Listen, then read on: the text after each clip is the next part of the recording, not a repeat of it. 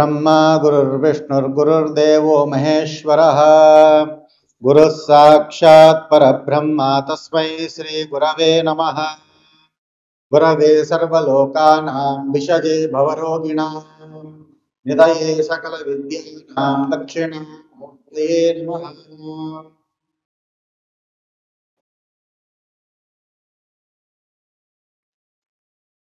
खड्गं चक्रगदेषु चापपरिघान् शूलं वशुण्डीं शिरः शङ्खं सन्ददतीं करस्त्रिनयनां सर्वाङ्गभूषाकृता नीलास्मद्युदिपाद्यदाशदशका सेवे महाकालिकां यामस्तस्वपितो हरितकमलजो हन्तुं मधुं कैटभम् अक्षस्पर्शगदेषु पुलिशं पद्मं धनकुण्डिकां दण्डं शक्तिमशिं च चर्मजलजं घण्टां स्वराभाजनम् शूलं पाशुसुदर्शने च ददति हस्तै प्रसन्नाननां सेवे सेरिवमर्दिनीं महां लक्ष्मीं सरोजस्थितां घण्टाशूलहलानि शङ्खमुसले चक्रं धनुस्सायकम् हस्ताब्दे ददतीं धनान्तविलसच्छीतां श्रुतुल्यप्रभा गौरी देहसमुद्भवां आधारभूतां पूर्वामत्र सरस्वतीमनुभजे शुम्भाद्यदैत्यार्दिनी श्रीमहाकाले महालक्ष्मी महासरस्वती त्रिगुणात्मक स्वरूपिणीं भोजकी जय। जगदंब विश्वपालनी की जय। ఒకసారి అందరూ కూడా చేతులు జోడించి ఆ అమ్మవారి నామస్మరణ చేయాల్సిందిగా కోరుతున్నాం। సర్వమంగళ మాంగళ్యే శివే సర్వార్థ సాధకే శరణ్యే త్రయంబకే దేవి నారాయణి నమోస్తుతే सर्वस्वरूपे सर्वेशे सर्वशक्ति समन्विते अयेभ्ये त्राहि नो देवी दुर्गे देवी नमोस्तुते शरणागत दीनार्था परित्राण परायणे सर्वस्याति हरे देवी नारायणी नमोस्तुते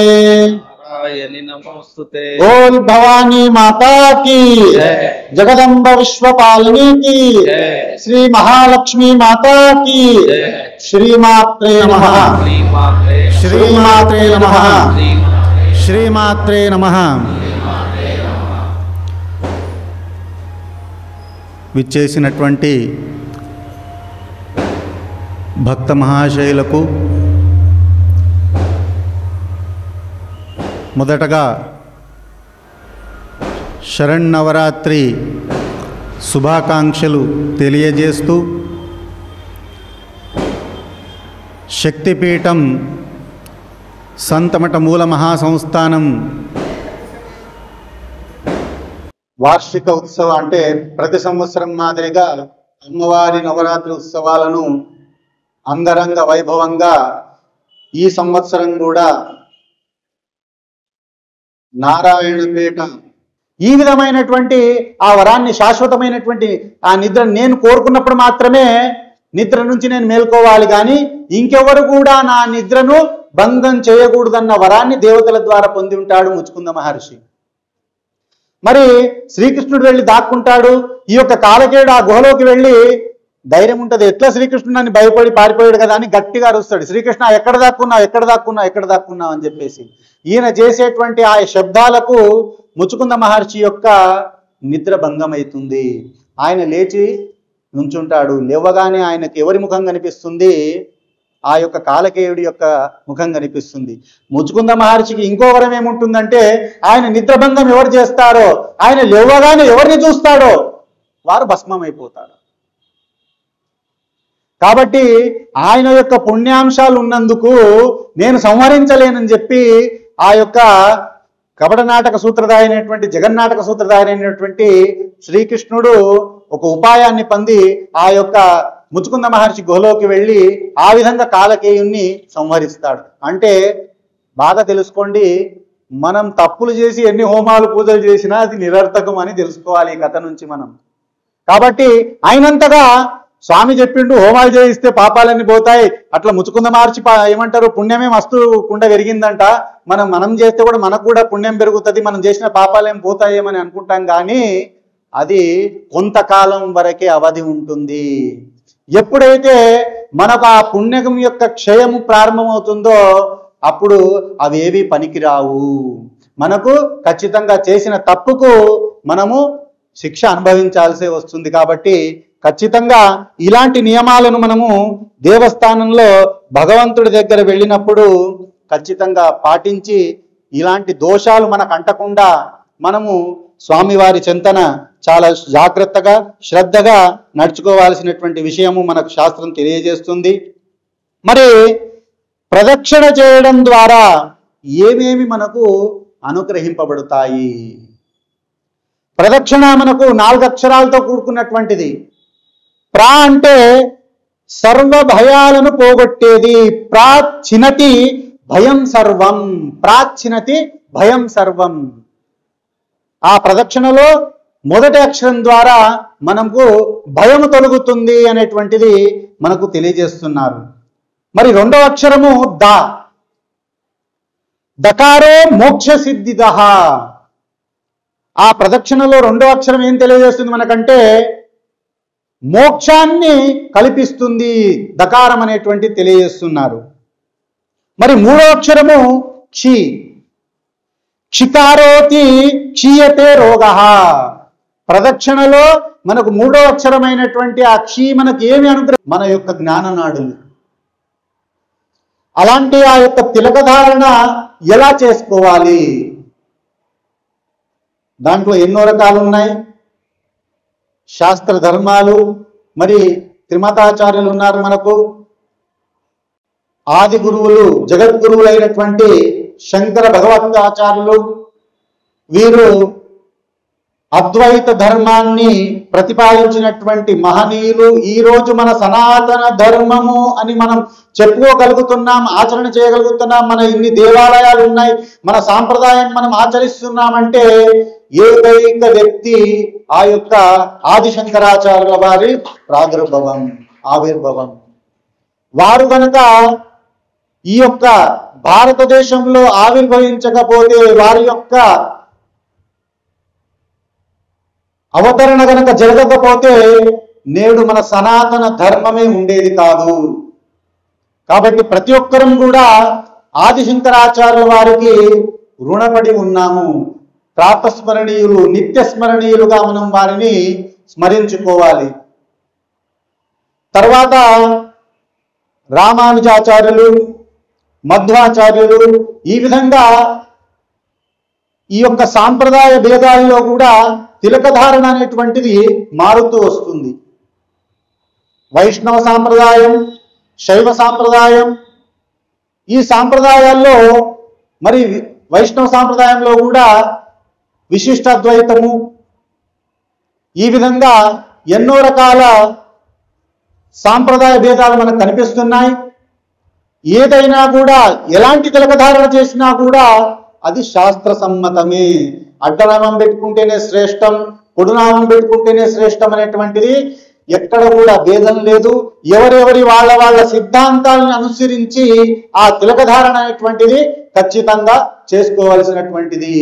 ఆ భస్మధారణలో ఒక మహిమ ఉంది, త్రిపుండధారణలో మహిమ ఉంది. ప్రతి విషయంలో కూడా మన యొక్క పురాణాల్లో, శాస్త్రాల్లో వాటి మహిమను వారి సమయం వచ్చినప్పుడు ఆ యొక్క శాస్త్రాల్లో విధిలో తెలియజేశారు. మరి తిలకధారణ చేస్తున్నామంటే ఎలా చేయాలి, ఏ వేలతో తిలకధారణ చేసుకోవాలి మనం, అది ముఖ్యంగా తెలుసుకోవాలనేటువంటి విషయం. మరి మీకెవరికైనా తెలిస్తే ఒకసారి ఆ విషయం తెలిసిన వాళ్ళైతే ఎట్లా చేసుకోవాలి తిలకధారణ అనేటువంటిది తెలిసిన వాళ్ళు ఉంటే చేతులు లేపగలరు. ఏమో స్వామి చేసుకుంటున్నాం తిలకధారణ, కానీ దాని గురించి పరిపూర్ణమైనటువంటి ఏమంటారు సమాధానం అయితే మా దగ్గర లేదు. కొద్దిగా ఏదో మీలాంటి వాళ్ళు అప్పుడప్పుడు చెప్పింది విని ఆచరిస్తున్నాం అంతే అని చెప్పేసి మీ మనసులో వచ్చి ఉంటుంది ఆ సంకల్పం. అయితే మనకున్నటువంటి 5 వేళ్లలో కూడా మనం తిలకధారణ చేయాలి అంటే ముఖ్యంగా వాడాల్సినటువంటి వేలు మధ్యవేలు. ఈ మధ్యవేలుతోనే ప్రతి ఒక్కరు కూడా తిలకాన్ని ధరించాలి.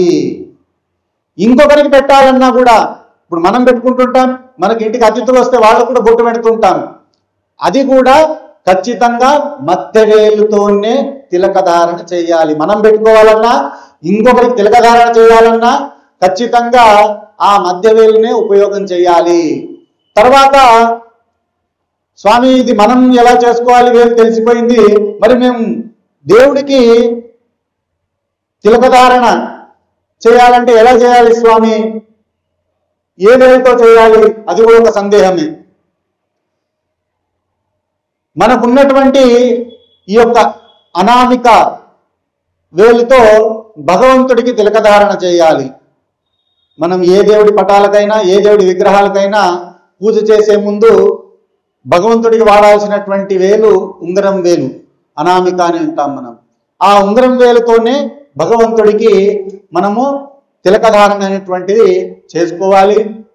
మరి పెద్దల ఫోటోలకు కానీ పెద్దలకు సంబంధించినటువంటి కైంకర్యాలు చేసే ముందు కానీ, మనకు నిన్నటికే పక్షమాసం మహాలయ పక్షము ముగిసింది. మరి అందరూ కూడా తమ తమ విధివత్తుగా పెద్దలందరినీ కూడా చేసుకున్నారు. పెద్దలకందరికి కూడా ఇచ్చినప్పుడు మాత్రం ఆ నియమాన్ని ఖచ్చితంగా మనం చూసుకోవాలి. తూర్పు వైపు ఉందా ఒత్తి, లేదా ఉత్తరం వైపు ఉందా అనేటువంటిది మనం పరిగణలో తీసుకోవాల్సినటువంటిది. మరి దేవస్థానాలకు వెళ్ళినప్పుడు నైవేద్యం పెడుతుంటాం. ఇంట్లో కూడా నైవేద్యం పెడతాం మనం దేవుడి దగ్గర.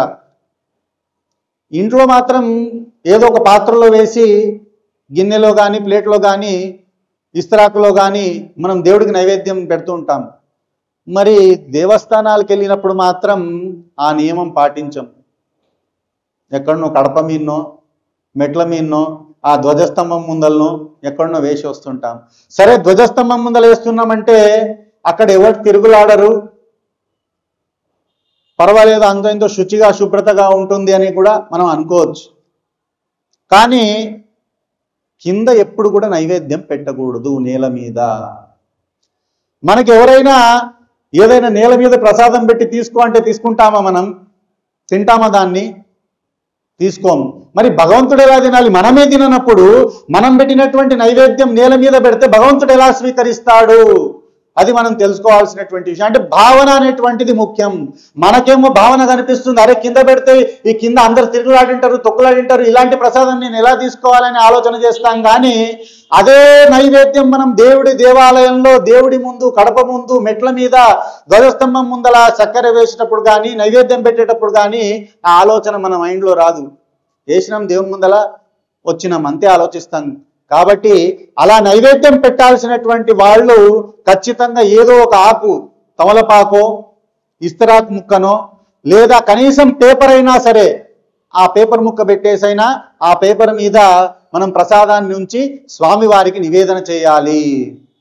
కాబట్టి దయచేసి దేవస్థానాల్లో నైవేద్యం పెట్టేవాళ్ళు ఎట్టి పరిస్థితిలో కూడా నేల మీద, భూమి మీద నైవేద్యాన్ని పెట్టకూడదు. మరి దేవస్థానానికి వెళ్ళినప్పుడు చాలా మటుకు చూస్తుంటాం, అగరబత్తులు వెలిగించి ఒక్కొక్కసారి దేవుడికే గుచ్చేస్తుంటారు. సరే, మనం భక్తి అనేటువంటిది ఉన్నా కూడా దాంట్లో కొంచెం విచక్షణ జ్ఞానాన్ని మనం కలుపుకోవాలి. అరే, మనం అగరబత్తులు వెలిగించి దేవుడి దగ్గర కూర్చుతున్నామంటే అది అపరాధం కదా. దానికి సంబంధించినటువంటి ఏమంటారు అగ్ని కణాలు కానీ ఏదైనా దేవుడి మీద పడితే అది తప్పే కదా, దోషమే కదా అనే ఆలోచన మనకు రాదు. దేవునికి తిప్పినాం, అక్కడ పెట్టొస్తున్నామన్న ఆలోచన చేస్తున్నాం. అంతేగాని మనం పెట్టేటువంటి స్థానం సరి అయిన స్థానమా కాదా అనేటువంటిది కూడా ఆలోచించట్లేదు. కాబట్టి దేవస్థానానికి వెళ్ళినప్పుడు మాత్రం నియమ నిబంధనలను ఇంకా మనము 100కు 1000 రెట్లు ఎక్కువగా పాటించాలి. ఇంట్లో ఎంత శుచి శుభ్రతలను మనం చూసుకుంటామో దేవస్థానంలో కూడా అంతకు 1000 రెట్లు శుచి శుభ్రతలు చూసుకోవాల్సినటువంటి బాధ్యత మన సనాతన అనుయాయులందరిపైన ఉంది. కాబట్టి ఎప్పుడైనా సరే దేవస్థానాలకు వెళ్ళినప్పుడు ఖచ్చితంగా దీపారాధన చేసే ముందు కానీ, నైవేద్యం పెట్టే ముందు కానీ, అగరబత్తులు తిప్పే ముందు కానీ, తిప్పిన తర్వాత పెట్టే ముందు కానీ ఆ స్థలాన్ని సరిగ్గా ఎంచుకొని చేసేటువంటి విధి విధానాలతో ఆ పూజలను చెయ్యండి. తర్వాత తీర్థం, దేవస్థానానికి వెళ్తే మనం అక్కడ అర్చకులు ఉంటే, పురోహితులు ఎవరైనా అర్చకులు ఉంటే ఖచ్చితంగా స్వామివారికి అభిషేకం చేసినటువంటి జలతీర్థం కానీ అభిషేకం కానీ మనకు తీర్థంగా ఇస్తుంటారు. మరి అది కూడా మనం ఎలా స్వీకరించాలి, దానికి నియమాలు ఎలా ఉన్నాయి? తీర్థం తీసుకుంటారు, స్వామి వేస్తుంటే ఇక్కడి నుంచి చేతిలో నుంచి పక్కకు వెళ్ళిపోతుంటుంది తీర్థం. మళ్ళీ తీసుకున్న తర్వాత కూడా తాగే ముందు కూడా చల్లుతూ ఉంటుంది కింద. మళ్ళీ తాగిన తర్వాత ఆ తీర్థాన్ని మనం ఇలా తలపైకి విసురుతూ ఉంటాం. శాస్త్రం చెప్పినటువంటి వచనం ఏంటంటే తీర్థం ఎప్పుడు కూడా నేల తాకకూడదు. బాగా గుర్తుపెట్టుకోండి. ఎప్పుడు కూడా ఆ భగవంతుడి యొక్క అభిషేకం చేసినటువంటి తీర్థము కానీ పంచామృతం కానీ నేలకు స్పర్శ కాకూడదు. అయ్యింది అంటే వెంబడే మన వస్త్రమో ఇంకేదైనా తీసుకొని అది తూడ్చాలి. మనము ఇంకొకరు తుక్కకుండా, ఇంకొకరు దానిపైన కాలు పెట్టకుండా వెంబడే మనము ఆ కింద పడినటువంటి తీర్థాన్ని మనం స్వయంగా మన చేతులారా తూడ్చి వాటిని శుభ్రపరచాలి. తీర్థానికి మనము మర్యాద ఇవ్వాల్సినటువంటి అవసరం ఉంది. ఏదో జలము కదా, నీళ్లు కదా అని తాగేటువంటి ప్రయత్నం కాదు. దాన్ని ఎలా తాగాలి అనేటువంటి నియమాలను కూడా మనం ఖచ్చితంగా ఆచరించాల్సినటువంటి విషయం మనం తెలుసుకోవాలి. శాస్త్రం ఏం చెప్తుందంటే బొటన వేలును ఈ విధంగా తాకి తర్వాత చూపుడు వేలును మడిచి ఈ మధ్య భాగం ఏదైతే వస్తుందో ఈ మధ్య భాగాన్ని బ్రహ్మస్థానము అని అంటారు. ఈ యొక్క బొటనవేలు భాగాన్ని పితృ తీర్థంగా చెప్తారు. అంటే మనము పెద్దలకు చేసినప్పుడు ఎప్పుడు కూడా తర్పణాలు వదిలితే బొటనవేలు ద్వారానే తర్పణాలు వదులుతారు. అది పితృతీర్థము, పితృస్థానం అని చెప్పడం జరుగుతుంది. కాబట్టి పెద్దలకు ఈ ద్వారి ద్వారా వెళ్తుంది. ఆ స్థానాన్ని దేవతీర్థము స్పర్శించకూడదు. కాబట్టే బొటనవేలును ముందుగా మడిపి ఈ యొక్క చూపుడు వేలును దానిపైన మనము తీసుకొని ఆ మధ్య భాగం బ్రహ్మతీర్థం ఏదైతే ఉంటుందో ఆ బ్రహ్మతీర్థాన్ని, దేవతీర్థాన్ని మనము పెదాలకు తాకకుండా డైరెక్ట్ గా నాలుక పైకి నోట్లోకి వెళ్లే విధంగా ఈ విధంగా తీసుకోవాలి. కొంచెం విసిరినట్టుగా ఆ తీర్థాన్ని నోట్లోకి విసిరినట్టుగా తీసుకోవాలి. పెదాలకు కూడా స్పర్శ కాకూడదు అని మనకు శాస్త్రం చెప్తుంది. తర్వాత ఆ తీర్థం తీసుకునే ముందు కింద ఇంకో చేతి పెట్టాలి. లేదా మన దగ్గర కర్చీప్ ఉంది, ఇంకేదైనా వస్త్రం టవాల్ వేసుకొని వెళ్ళినాం, దేవస్థానానికి సాంప్రదాయబద్ధంగా వెళ్ళినామంటే కనీసము మన యొక్క వస్త్రాన్ని ఆ తీర్థం చేతి కింద ఆ వస్త్రాన్ని పట్టుకొని ఆ తీర్థాన్ని గ్రహించాలి అనేటువంటిది కూడా మనకు శాస్త్రం తెలియజేస్తుంది. మరి తలపైన చల్లుకోవాలి కదా స్వామి, ఆ దేవుడి కాళ్లను స్పర్శించి ఉంటుంది, ఆ భగవంతుని శరీరం మొత్తము ఆ తీర్థము పవిత్రమై వచ్చి ఉంటుంది, దాన్ని మేము శిరస్సు మీద చల్లుకోవాలి అనేటువంటి భావన కూడా ఉంటుంది. కానీ మొట్టమొదట ఎప్పుడైతే మీకు తీర్థం వేస్తారో అర్చకులు కానీ పురోహితులు కానీ ఆ తీర్థాన్ని శిరస్సు మీద ధరించవచ్చు. అది కూడా కింద చల్లకుండా.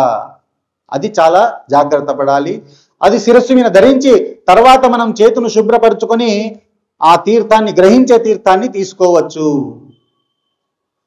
తర్వాత చాలా మందికి తీర్థం తీసుకున్న తర్వాత అటు ఇటు చూస్తుంటారు, చేతులు ఎలా తుడుచుకోవాలి, ఏం చేయాలని చెప్పేసి. మనం జలతీర్థము, పంచామృతం కాకుండా జలతీర్థం అయితే మన యొక్క శరీరానికే దానిని రాసుకొని, లేదా మన దగ్గర కర్చీప్ ఉంటే వస్త్రాలకు కూడా దాన్ని తుడుచుకోవచ్చు. కానీ ఎక్కడంటే అక్కడనే గోడలకు కానీ స్తంభాలకు కానీ మనం ఆ తీర్థాన్ని రుద్దకూడదు. తర్వాత పంచామృతం ఇచ్చినప్పుడు మాత్రం ఆ పంచామృతం తాగిన తర్వాత ఖచ్చితంగా అది కూడా కింద జల్లకుండా తీసుకొని చేతులను మనము కడుక్కోవాలి.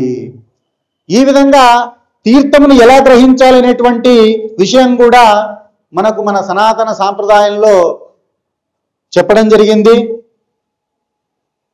మరి దేవస్థానానికి వెళ్ళింటాం, కొబ్బరికాయ కొడతాం మనం శనివారమే కానీ, అమావాస్య కానీ, పౌర్ణిమకు కానీ, లేదా మన పుట్టినరోజుల్లో వివాహాది శుభకార్యాల్లో కానీ ఎంగిలి చేసిన తర్వాత ఆ టెంకాయను దేవుడికి నైవేద్యంగా పనికిరాదు. కాబట్టి టెంకాయ కొట్టి నీళ్లు వెంబడే మనము తాగకూడదు. అవసరమైతే వెంబడి ఒక గ్లాస్ తీసుకెళ్ళండి, మీకు టెంకాయ నీళ్లు వృధా కాకూడదని ఉంటే మీరు దేవస్థానానికి వెళ్లే ముందే ఒక గ్లాస్ తీసుకెళ్లి కొట్టినటువంటి టెంకాయను ఆ నీళ్లను గ్లాసులో పట్టుకొని తర్వాత స్వామివారికి ఆ పురోహితులు కానీ అర్చకులు కానీ ఆ టెంకాయ నైవేద్యం పెట్టిన తర్వాత అప్పుడు మీరు ఆ తీర్థాన్ని గ్రహించవచ్చు. ఆ టెంకాయ నైవేద్యం అయ్యే వరకు మాత్రం తీర్థము గ్రహించకూడదు. అది కూడా మనము తెలుసుకోవాల్సినటువంటి విషయం. కాబట్టి మరి దేవస్థానంలో తెలిసో తెలియక మనం ఎన్నో తప్పులు చేస్తుంటాం. బొట్లు పెట్టాలా పెట్టకూడదా అనేటువంటిది కూడా మనకు చర్చకు వచ్చినటువంటి విషయం.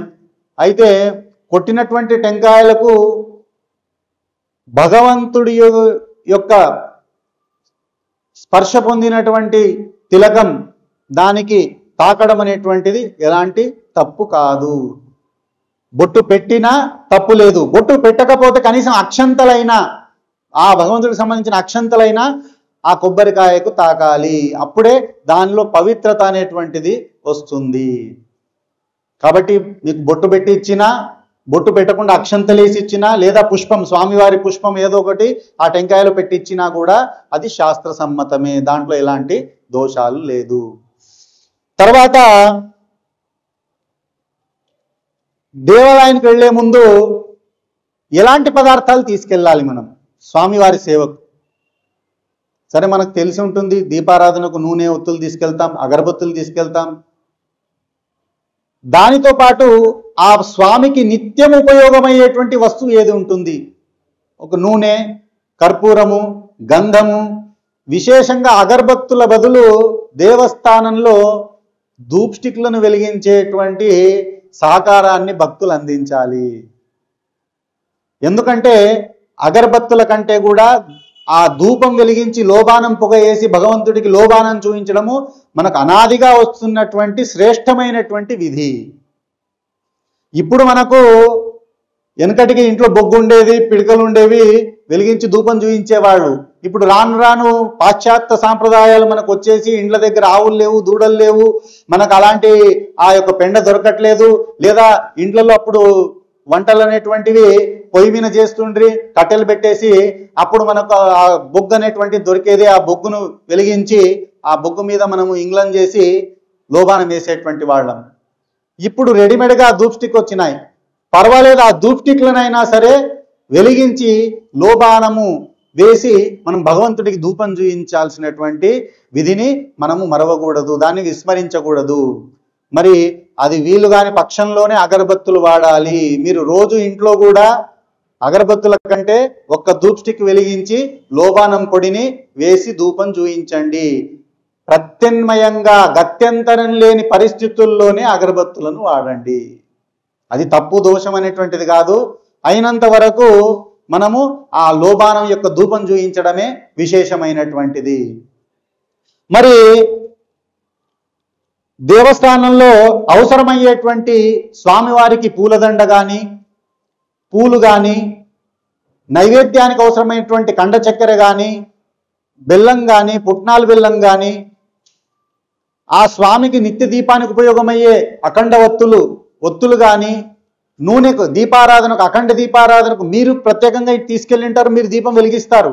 కానీ గర్భాలయంలో వెలిగేటువంటి దీపానికి మనవంతు కూడా ఆ దీపానికి నూనె అనేటువంటిది అవసరం, ఒత్తులు అవసరం, స్వామికి రోజు అభిషేకం చేస్తే పెట్టేటువంటి గంధం అవసరం, పూజ తర్వాత ఆ స్వామికి పెట్టేటువంటి ఆ పూలమాల అవసరం. ఇవన్నీ కూడా మనము మన దృష్టిలో ఉంచుకొని ఏ దేవస్థానానికి వెళితే అక్కడ ఏది తక్కువ ఉంది ఆ దేవస్థానానికి ఆ అర్చకుడినైనా పురోహితుడినైనా అడిగి, స్వామి మేము మా వంతు సేవగా ఆ స్వామికి ఏం తీసుకొని వచ్చి ఇవ్వాలి, ఎందుకంటే ఆ అర్చకుడికే తెలుస్తుంది కదా అక్కడ ఏం తక్కువ ఉంది అనేటువంటిది. చక్కగా ప్రదక్షిణని స్టార్ట్ చేస్తారు. ఏ గుడికి వెళ్ళింటామో ఆ స్వామిని దర్శనం చేసుకునేటువంటి ఆలోచన కూడా వాళ్ళ మైండ్లో ఉండదు. దేవునికి పోయినామంటే గుడికి పోయినాం, ఫస్ట్ ప్రదక్షిణ చేయాలి. ఎప్పుడు కూడా డైరెక్ట్గా ప్రదక్షిణ ప్రారంభించకూడదు. మనం ఆ స్వామివారి సన్నిధి ముందు నుంచొని ఆయనను దర్శించుకొని ఆయనకు చేతులెత్తి నమస్కరించి మన కన్నులారా స్వామి యొక్క దివ్యమంగళ రూపాన్ని నఖశిఖ పర్యంతం పాదాల నుంచి శిఖ వరకు ఆ స్వామిని తదేకంగా చూసి ఆ బింబాన్ని మన కళ్ళల్లో మనం స్కాన్ చేసి పెట్టుకోవాలి. స్కాన్ చేసుకొని ఆ తర్వాత చేతులు జోడించి అదే విధంగా మన యొక్క కుడి భుజము స్వామివారి గర్భాలయం వైపు ఉండాలి. ప్రదక్షిణ చేసే ముందు మన కుడి భుజము గర్భాలయం వైపు ఉండే విధంగా ఆ చేతులను జోడించి ప్రదక్షిణ చేయాలి. కానీ చేతులు విడిగా వదిలేసి కానీ మనం ప్రదక్షిణ చేయకూడదు. ప్రదక్షిణ చేస్తున్నామంటే మన చేతులు రెండు కూడా నమస్కార స్థితిలో ఉండాలి. అది కూడా మన హృదయానికి. ఎందుకంటే ఆత్మరూపుడైనటువంటి భగవంతుడు మన హృదయంలో ఉంటాడు కాబట్టి ఆయనకు నమస్కరిస్తూ మనము మరి ఆ గర్భాలయానికి ప్రదక్షిణ చేసుకోవాలి. మరి ఎందుకు ప్రదక్షిణ చేసుకోవాలని చెప్తున్నారు గర్భాలయానికంటే, దారం పోగు ఉంటుంది మనకు, అది ఒక కట్టెకు చుట్టి ఉంటారు. దాన్ని ఏమంటారో నాకు తెలియదు, మళ్ళీ దాన్ని చేనేత కార్మికులకైతే తెలుస్తుంది. కండె అంటారు కదా, ఆ కండెకు చుట్టి ఉంటారు. ఆ కండెకు చుట్టున్నటువంటి దారము ఉపయోగంలోకి వస్తుందా, తెగి కింద పడినటువంటి దారము ఉపయోగంలోకి వస్తుందా? ఆ కండెకు చుట్టినటువంటి దారము ఉపయోగపడుతుంది ప్రతిదానికి కూడా. కానీ తెగి కింద పడిపోయిందంటే అది మళ్ళీ వాళ్ళకి ఏ విధంగా కూడా ఉపయోగపడదు. అదేవిధంగా ఆ యొక్క దారం రూపమైనటువంటి మనము, కండ రూపమైనటువంటి భగవంతుడికి ఆ ప్రదక్షిణలు చేయడం ద్వారా, చుట్టుకుంటూ తిరగడం ద్వారా, చుట్టూ ప్రదక్షిణ చేయడం ద్వారా మనము కూడా భగవంతుడి దృష్టిలో పడతాం, భగవంతుడికి ఉపయోగపడతాం అనేటువంటిది మనం శాస్త్రం తెలియజేసింది. అందుకు మనము దేవాలయాలకు ప్రదక్షిణ చేయాలి. మరి ఆ ప్రదక్షిణలు ఎన్ని చేయాలి? మరి ఆ యొక్క ప్రదక్షిణ చేసే ముందు కూడా ఎలా నడవాలి అది కూడా మనం తెలుసుకోవాలి. కొందరు అర్జెంటుగా తిరుగుతుంటారు. సరే, ఎవరెవరి అవసరాలు ఉంటాయి, అది కూడా తప్పని మనం చెప్పడానికి రాదు. ఇవాళ రేపు సమయాభావం ప్రతి ఒక్కరికి కూడా ఉంది.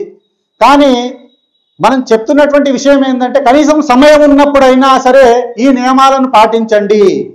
లేదా ఒక అరగంట ముందు వెళ్ళండి, ఒక 10 నిమిషాల ముందెళ్ళండి దేవస్థానానికి. చేతులు జోడించి అడుగులో అడుగు పెడుతూ ప్రదక్షిణ చేయాలి. అడుగులో అడుగు పెడుతూ అంటే నిదానంగా నడుస్తూ మనము ఆ ప్రదక్షిణ చేసుకోవాలి. ఏ విధంగా ప్రదక్షిణ, ఇంకా అడుగు ఎలా ఉండాలని చెప్తుంది శాస్త్రం మనకంటే, నిండు గర్భిణి, రేపో మాపో ప్రసవిస్తుందన్నటువంటి గర్భిణి ఎట్లా నడుస్తుంది? అడుగులో అడుగు వేసి నిదానంగా. ఎక్కడ కాలు కొంచెం ఫాస్ట్గా పెడితే నేను జారి కింద పడతానో, నా గర్భంలో ఉన్నటువంటి ఆ శిశువుకి ఏమవుతుందో అన్నటువంటి తాపయత్వంతో, వాత్సల్యంతో ఆ తల్లి నిదానంగా నడుస్తూ ఉంటుంది. ఏ విధంగా అయితే నేతి కుండను పట్టుకున్నటువంటి వ్యక్తి నిండుగా నిండుకొని ఉంది నేతికుండ, ఉరుకుతాడా? ఫాస్ట్గా వెళ్తాడా? వెళ్తే కింద చల్లిపోతుంది.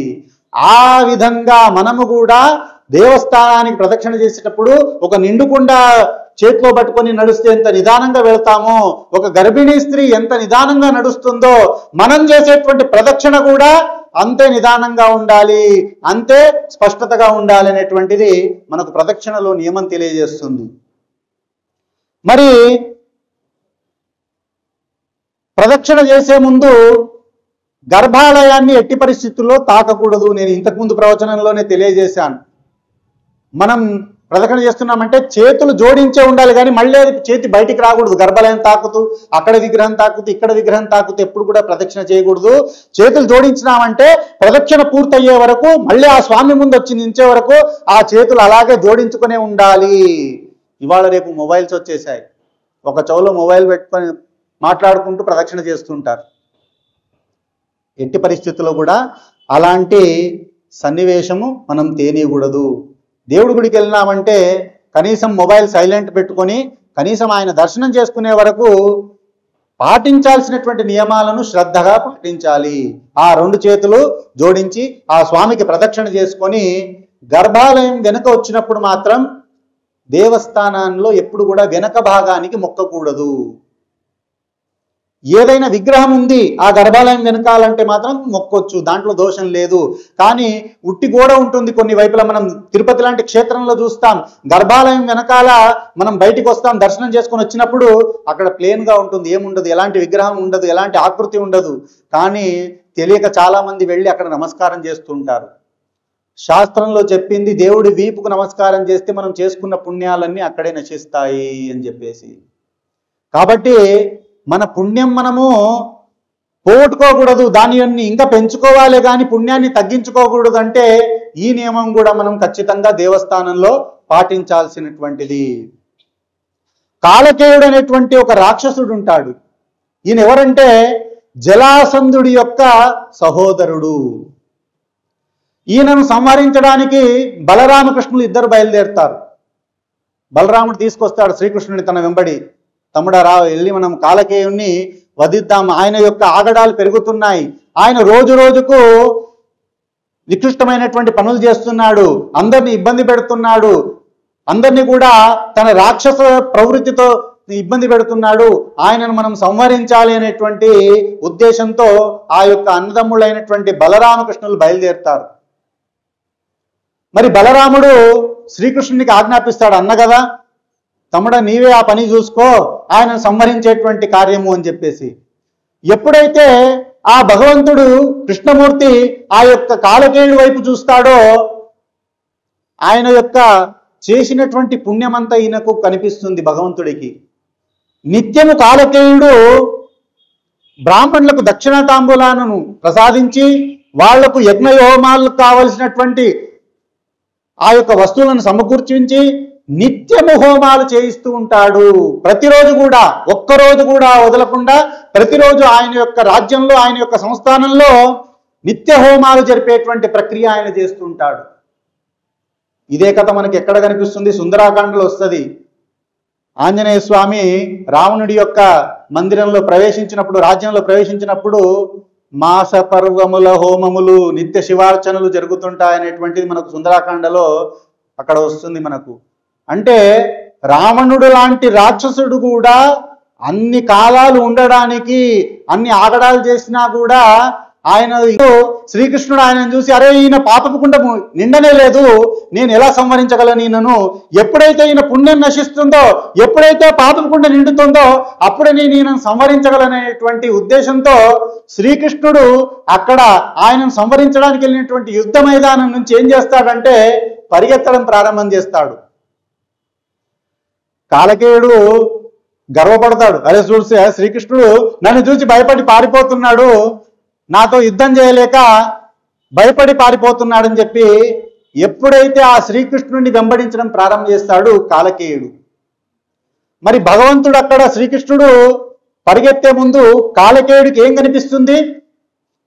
స్వామివారి వీపు కనిపిస్తుంది. ఎప్పుడైతే భగవంతుడి యొక్క వీపును మనం దర్శనం చేసుకుంటామో మన పుణ్యాలు క్షమిస్తాయి. అందుకే తిరుపతిలో కూడా మీరు స్వామి దర్శనానికి వెళ్ళినప్పుడు వెనకాల మొక్కకండి, గర్భాలయం వెనకాల నమస్కారం చేయకండి, మిగతా దేవస్థానాల్లో కూడా నమస్కారం చేయకండి. ఎక్కడైతే దేవతా మూర్తులు వెనకాల ఇంకో విగ్రహం ఏదైనా ఆ యొక్క ఏమంటారు పరివార విగ్రహాలు ఏవైతే ఉంటాయో ఉన్నప్పుడు మాత్రమే నమస్కారం చేసుకోవచ్చు. కానీ అన్యత ఉట్టి గోడ ఉన్నప్పుడు మాత్రం ఎట్టి పరిస్థితుల్లో కూడా మనము గర్భాలయం వెనకాల మొక్కకూడదు. మరి ఆ యొక్క కాలకేయుడు శ్రీకృష్ణుడు వెంబడి ఆగు శ్రీకృష్ణ, ఆగు శ్రీకృష్ణ అని చెప్పేసి ధైర్యంతో పోతుంటాడు. ఎందుకు ఈయన భయపడుతున్నాడు, ఇంకా నన్నేం చేస్తాడులే, నేనే ఈయనని ఏమైనా చేద్దామని చెప్పి ఉద్దేశంతో ఆ యొక్క కాలకేయుడు పరిగెత్తుతూ పోతుంటాడు. ఆ శ్రీకృష్ణుడు లాస్ట్కు ఒక గుహలో వెళ్ళి చేరుతాడు, దాక్కుంటాడు. ఆ గుహ ముచుకుంద మహర్షి తపస్సు చేసుకునేటువంటి, ధ్యానం చేసుకునేటువంటి స్థలమై ఉంటుంది. ఆ ముచుకుంద మహర్షికి ఏం వరం ఉంటుంది అంటే 6 నెలలు నిద్ర, 6 నెలలు మేల్కో తిరుగుతాం కదా మనం. ఆ నియమాన్ని ఏ దేవస్థానంలో కూడా మనము పాటించకూడదు. ప్రతి దేవస్థానంలో ప్రదక్షిణ చేసుకోవడానికి అనువుగా మనకు గర్భాలయం చుట్టూ ఒక వ్యవస్థను ఏర్పాటు చేసి ఉంటారు. మనం ఆ వ్యవస్థలోనే ప్రదక్షిణ చేసుకోవాలి. ఎక్కడ ఆత్మ ప్రదక్షిణ చేయాలి? ఇప్పుడు ఉదాహరణకు మన లక్ష్మీ అమ్మవారి యొక్క విగ్రహాన్ని మూల విరాట్ మనకి ఇక్కడ ఉంది, అక్కడ మనకు ప్రదక్షిణ చేయడానికి అనువు లేదు.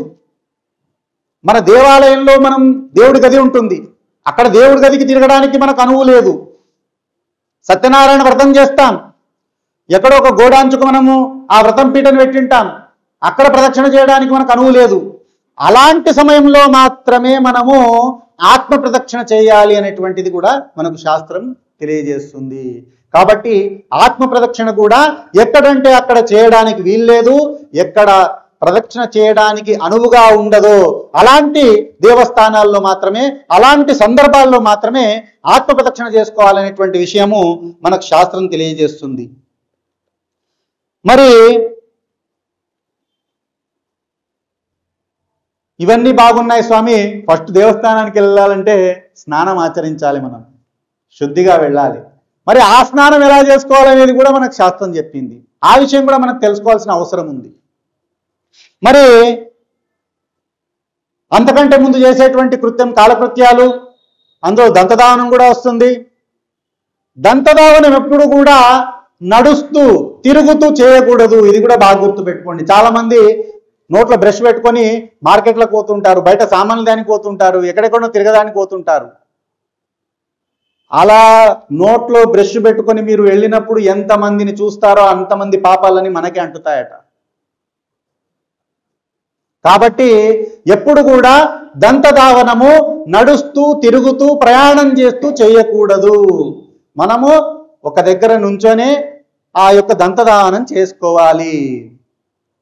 మరి స్నానం, మరి స్నానం చేయాలంటే కూడా మన శాస్త్రం తెలియజేసింది ఎన్ని గంటలకు చేయాలి స్నానం.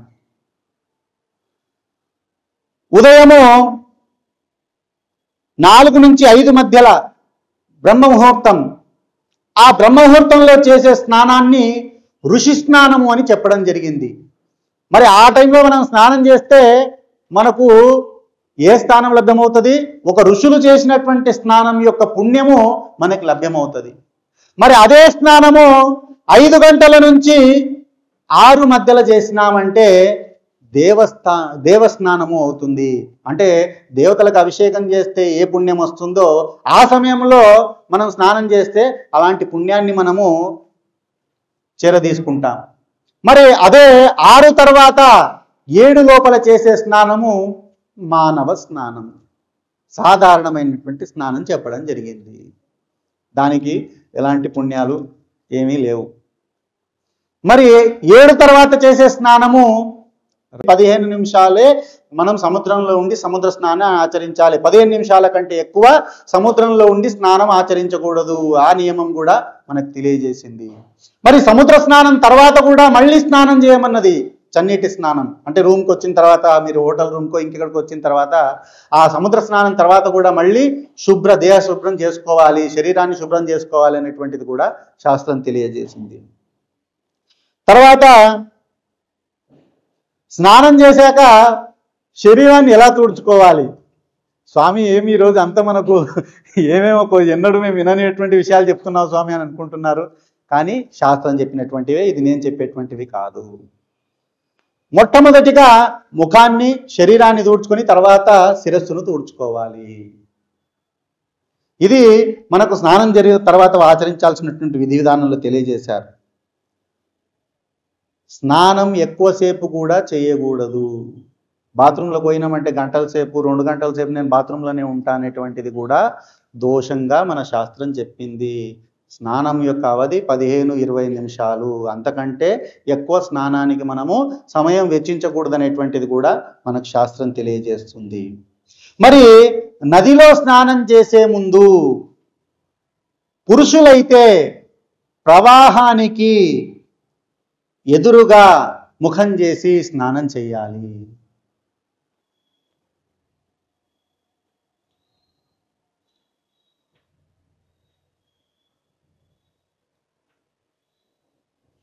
ముందుగా ప్రవాహానికి ఎదురుగా నుంచొని స్నానం చేయడం పురుషులకు, ప్రవాహానికి విరుద్ధంగా మొహం చేసి ఆడవాళ్ళు స్నానం చేయాలనేటువంటిది మనకు శాస్త్రం తెలియజేస్తుంది. ఈ విధంగా మనం ఏదైనా తీర్థక్షేత్రాలకు వెళ్ళినప్పుడు ఇలాంటి నియమాలను మనం ఖచ్చితంగా పాటించాలి. మరి ఈ నియమాలను మనం విస్మరించి తెలియక చేసినా తప్పే అవుతుంది ఏదైనా సరే. కాబట్టి మనం దేన్నైనా కూడా మన యొక్క ధర్మాన్ని కానీ మన శాస్త్రాన్ని కానీ మనం తెలుసుకోవాలి. మరి అందుకే శక్తిపీఠము ప్రతి శరన్నవరాత్రుల్లో, ప్రతి గణేష నవరాత్రుల్లో ఇలాంటి ఇబ్బంది మనకు రాకూడదు. ఏ దేవస్థానానికి వెళ్తే ఎలా ఉండాలి, ఏ పుణ్యక్షేత్రానికి వెళ్తే ఎలా నడుచుకోవాలి, మన నిత్య జీవితం ఎలా ఉండాలి అని తెలియజేసేటువంటి ఒక మహోన్నత ఉద్దేశాన్ని పెట్టుకునే శక్తిపీఠము ఈ యొక్క ప్రవచన కార్యక్రమాలను ప్రతి నవరాత్రుల్లో నడుపుతుంది. ఇదంతా మీ యొక్క శ్రేయస్సు కోసమే. మరి అలాంటి ఆ యొక్క స్నానంలో కూడా అభ్యంగ స్నానము, 3 రకాల స్నానాలు ఉన్నాయి. అభ్యంగ స్నానం అంటే తల మీద నుంచి స్నానం చేయడం, తలంటుకోవడం, దీనిని అభ్యంగ స్నానము అంటారు. రెండవ స్నానం వచ్చేసి అవభృత స్నానము. దీక్షలు, ఇప్పుడు మీరు దీక్ష వేశారు, చేత కానప్పుడు ఆ అవభృత స్నానం, ఈ యొక్క అఘమర్షణ స్నానమైనా మనం ఆచరించాలనేటువంటిది మనకు శాస్త్రం తెలియజేస్తుంది. కాబట్టి ఆ స్నానాల్లో ఇన్ని రకాలు మనకు తెలియజేశారు. మరి ఈ స్నానంలో కూడా తలస్నానం ఏ ఏ వారాల్లో చేయాలి అది కూడా మనం తెలుసుకోవాలి. సోమవారము, బుధవారము, శనివారము ఈ 3 రోజుల్లో మాత్రమే తలస్నానం చేయాలి. ఏ ఏ వారాలు? ఒక సోమవారము, బుధవారము, శనివారం. అంటే ఆదివారం తలస్నానం చేయకూడదు, మంగళవారం చేయకూడదు, గురువారం చేయకూడదు, శుక్రవారం చేయకూడదు. ఈ యొక్క 4 వారాలను మనం విస్మరించి కేవలం సోమ, బుధ, శని ఈ 3 వారాలు మాత్రమే తలస్నానాన్ని ఆచరించాలి. మరి మిగతా టైంలో తలస్నానం ఎప్పుడు చేయొచ్చు అంటే కొన్ని అశుద్ధిలు కలిగినప్పుడు, ఎక్కడైనా చనిపోయినప్పుడు వెళ్ళొస్తుంటాం, లేదా ఎక్కడైనా అశుద్ధి స్థానాల నుంచి వచ్చి ఉంటాం. అట్లాంటి సమయంలో మాత్రమే తలస్నానం ఏ వారం ఉన్నా చేయొచ్చు. స్వామి చెప్పిండు కదా, సోమవారమే చేయాలి, బుధవారమే చేయాలి, శనివారమే చేయాలని ఎక్కడనో మంటికి పోయి వచ్చినా, కాటికి పోయి వచ్చినా కూడా మళ్ళీ స్నానం చేయకుండా ఉండేరు. అట్లా కాకుండా అలాంటి సమయంలో మాత్రం ఖచ్చితంగా మనం తలస్నానం చేయొచ్చు. కానీ నార్మల్గా ఎలాంటి అశుద్ధి లేనప్పుడు రోజువారీ స్నానాల్లో మాత్రం సోమ, బుధ, శనివారాలు మాత్రమే మనం తలంటు స్నానం చేయాలనేటువంటిది శాస్త్రం తెలియజేస్తుంది. మరి ఈ తలస్నానం చేసేటప్పుడు కూడా ఖచ్చితంగా తలకు కొబ్బరి నూనె పెట్టుకునే స్నానం చేయాలి. దీనిని మంగళ స్నానము అని అంటారు. రోజువారీ స్నానము దీక్షలో చేసినా కూడా ఒక్క చుక్క కొబ్బరి నూనె అయినా తలకు పెట్టుకొని స్నానానికి వెళ్ళే ముందు ఆ చుక్కను కొబ్బరి నూనె రాసుకొని వెళ్ళి తల స్నానం చేయాలి. కాబట్టి మీ బాత్రూంలలో ఖచ్చితంగా కొబ్బరి నూనె బాటలు అక్కడ పెట్టి ఉంచాలి. ఒకవేళ మర్చిపోయినామన్నా కూడా కనీసం స్నానపు గదిలో వెళ్ళినప్పుడైనా తెలుస్తుంది కదా, అప్పుడైనా మనము కొద్దిగా ఆ కొబ్బరి నూనె తలకు రాసుకొని స్నానం చేయొచ్చు అనేటువంటిది. కాబట్టి దీనిని మనము మంగళ స్నానము అని చెప్పారన్నట్టు. మరి ఎప్పుడు కొబ్బరి నూనె పెట్టుకోకుండా స్నానం చేయాలి? అమంగళప్రదమైనటువంటి సన్నివేశాలకు వెళ్ళి వచ్చినప్పుడు, ఇండ్లల్లో అలాంటి సన్నివేశాలు ఎదురైనప్పుడు, అప్పుడు మాత్రం మనము తలస్నానం చేసినా కూడా కొబ్బరి నూనె పెట్టకూడదు, మామూలుగా స్నానం చేసుకోవాలనేటువంటిది శాస్త్రం మనకు తెలియజేస్తుంది. కాబట్టి ఈ విధంగా నిత్య నియమాలు, మరి దేవస్థాన నియమాలు, స్నాన నియమాలు, ప్రదక్షిణ నియమాలు, ఈ విధంగా మన శాస్త్రం మనకు ఎన్నెన్నో తెలియజేసింది. మనకు ఈరోజు ప్రవచనానికి కేటాయించినటువంటి సమయం ముగియ వస్తుంది. కాబట్టి ఈ ప్రవచనాన్ని ఇక్కడితో ముగిస్తున్నాను. అందరూ కూడా ఒక్కసారి చేతులు ఎత్తి ఆ అమ్మవారిని మరొకసారి ధ్యానించాల్సిందిగా కోరుతున్నాం. చెప్పండి. ఓం నమో దేవ్యై మహాదేవ్యై శివాయై సతతం నమః. నమః ప్రకృత్యై భద్రాయై నియత ప్రణతా స్మృతాం. बोल भवानी माता की, जगदम्ब विश्वपालिनी की, महालक्ष्मी माता की. శ్రీమాత్రే నమః. శ్రీమాత్రే నమః. శ్రీమాత్రే నమః. సర్వం జగదంబార్పణమస్తు.